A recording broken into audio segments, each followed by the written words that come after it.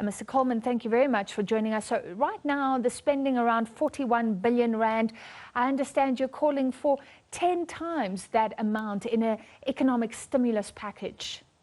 Yes, Francis, good evening. I think, the international experience now after this crisis has been that countries are trying to spend as much as they are losing in GDP. So if we're losing up to 8% in GDP this year, then it means that we need to spend, several hundred billion.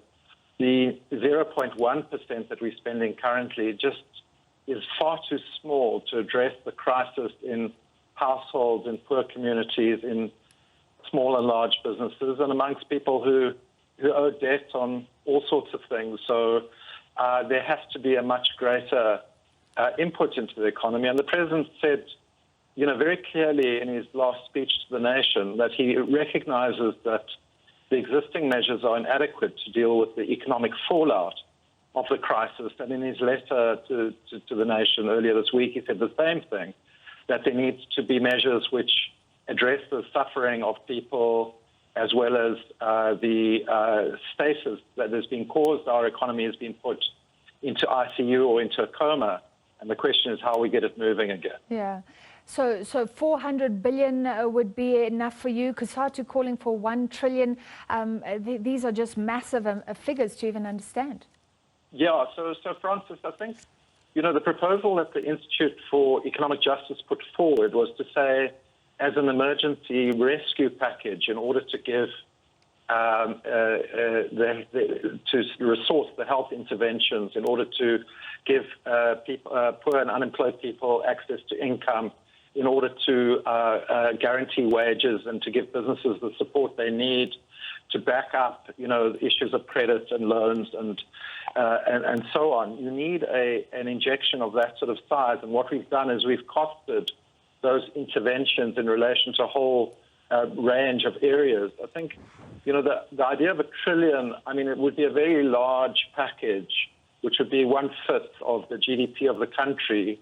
And it is feasible that could be done certainly over the next couple of years. And we need to see this as a medium-term crisis. It's not a crisis that is going to go away very, very quickly. But the point is to have emergency relief measures which will prevent the economy going into total, imploding totally and going into a complete lockdown itself. And that's the idea of an emergency relief package. And I think a lot of people look at this and they say, well, where are you going to get the money from? We have this huge debt, et cetera, et cetera. You need to look at it more broadly. A lot of resources are available in society and internationally which are beyond the fiscus, which are beyond the tax base of that country. They may be in areas like the development finance institutions. They might be in the pension funds. They might be in the bond market, and so on and so forth. So there's a need to look creatively as to how you marshal these resources, both domestically and internationally, to deal with this crisis we face. And what countries have shown around the world is that it is possible to marshal resources which previously people had thought was simply beyond the reach of those countries. So make it practical. How do you get money into the hands of someone right now who has no idea where the next meal will come from? Well, I think the country is talking about the need to use the grant system to increase the child support grant. The proposal has been for 500 rand increase in the child support grant. We support that.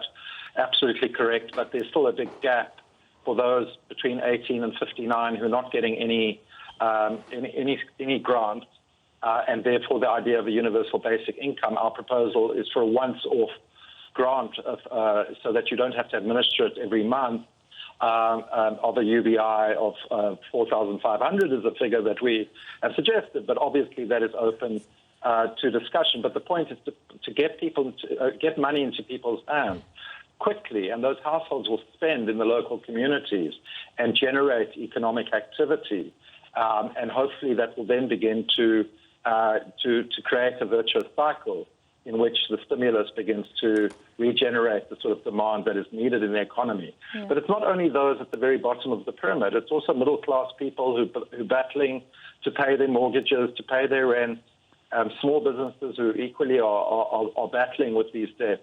So it's a mix of credit that you need to give, loan bridging, grants which are required to be given. But I think it's about creating a balanced package where it's not simply bailouts for the large corporations and banks, which is what we learned in the 2008-2009 financial crisis.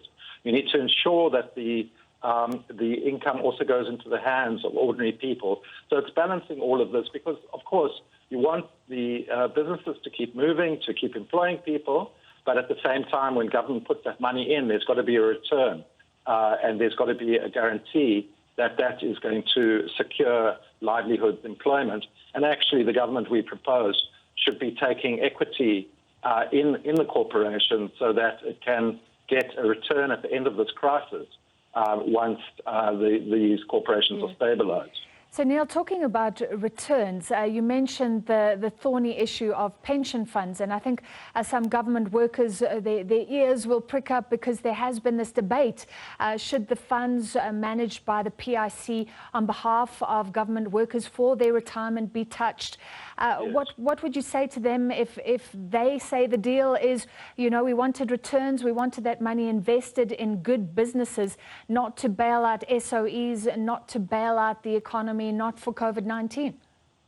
Well, it's very ironic, isn't it, Francis, that the PIC has lost about 25% of its value in its investments in the stock exchange because of this crash.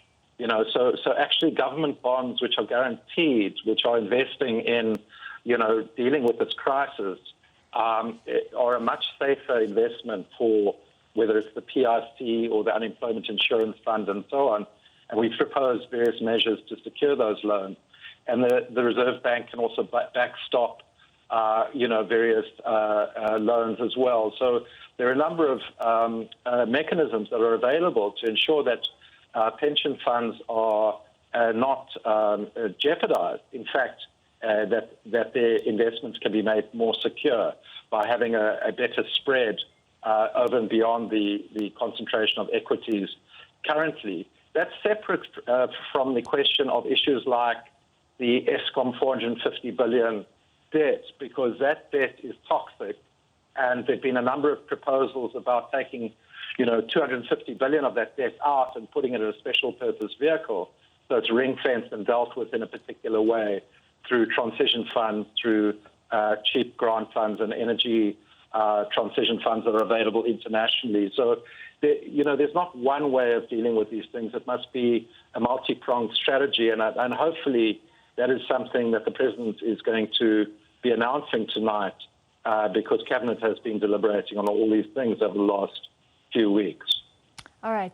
Thank you very much. Looking ahead, Neil Coleman is co-director at the Institute for Economic Justice.